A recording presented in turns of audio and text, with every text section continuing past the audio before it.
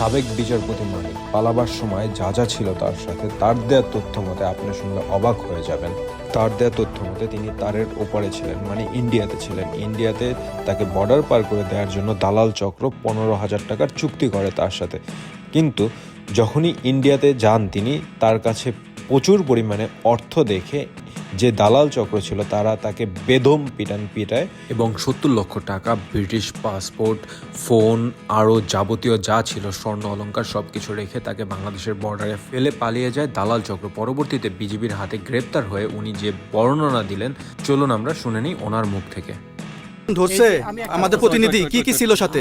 আমার সাথে কি কি ছিল এটা বলেন। আমার সাথে ছিল ব্রিটিশ পাসপোর্ট, হ্যাঁ, বাংলা পাসপোর্ট, টাকা টাকা আর কয়টা কি ই কার্ড, ডেবিট কার্ড আর কার্ড কি বলে এই আমার ভিডিও করতে আচ্ছা, কালকে যে টাকাগুলো ছিল, আজকে কোনো টাকা ছিল সাথে? আজকে ছিল না, আজকে যে কত 40 বাংলাগুলা, হ্যাঁ 40,000 40 টাকা আজকে হ্যাঁ আজকে যেটা কয় টাকা ছিল?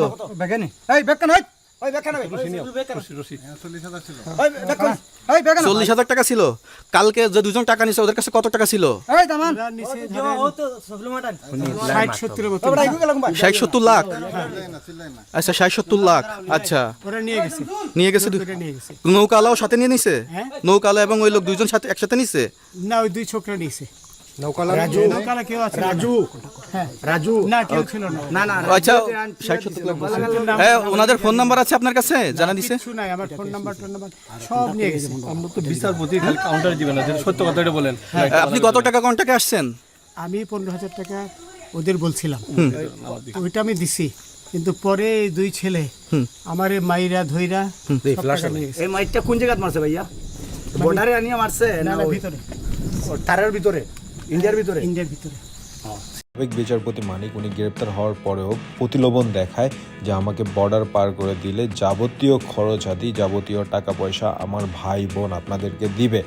আমি এই বাংলাদেশে আসিনি গ্রেপ্তার হয়ে বা এইখানে পইরা থাকতে আসিনি। সো আমাদের প্রশ্ন যে আপনি কি কারণে বাংলাদেশে আসছেন? যাকে তাকে রাজাকার ট্যাগ দিতে বাংলাদেশে আসছেন, নাকি শেখ হাসিনার সরকারের কাছ থেকে আরও ফায়দা লুটতে আসছিলেন বাংলাদেশে?